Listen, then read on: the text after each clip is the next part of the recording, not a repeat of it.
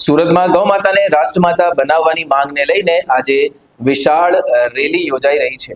ત્યારે બીજી તરફ સલાબતપુરા વિસ્તારમાં રિક્ષામાં લઈ જતા શંકાસ્પદ ગૌમાંસ સાથે એક ઈસમ ઝડપાયો છે।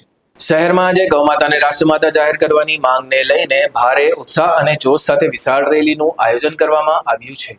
હજારોની સંખ્યામાં કાર્યકર્તાઓ અને ભક્તોએ આ રેલીમાં ભાગ લઈને સરકાર તરફ આ માંગને લઈને દબાણ વધાર્યું છે। રેલીમાં લોકોએ હાથમાં ધ્વજ અને બેનર લઈને ગૌ માતા કી જય જેવા નારા લગાવ્યા હતા। આજે જ સુરતના સલાબતપુરા વિસ્તારમાં ગૌરક્ષોએ એક રિક્ષામાં ગૌમાંસ લઈ જઈ રહેલા કસાઈને પકડી પાડ્યો હતો।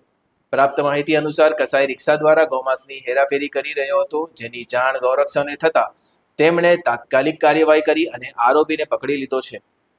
આ ઘટનાની જાણ થતાં જ વિસ્તારમાં તણાવનો માહોલ સર્જાયો હતો। જો કે પોલીસે તાત્કાલિક ઘટના સ્થળે દોડી જઈને પરિસ્થિતિને કાબૂમાં લીધી હતી। પોલીસે આરોપી વિરુદ્ધ કાયદેસરની કાર્યવાહી હાથ ધરી છે અને ગૌમાંસના નમૂના લઈને તપાસ શરૂ કરી છે।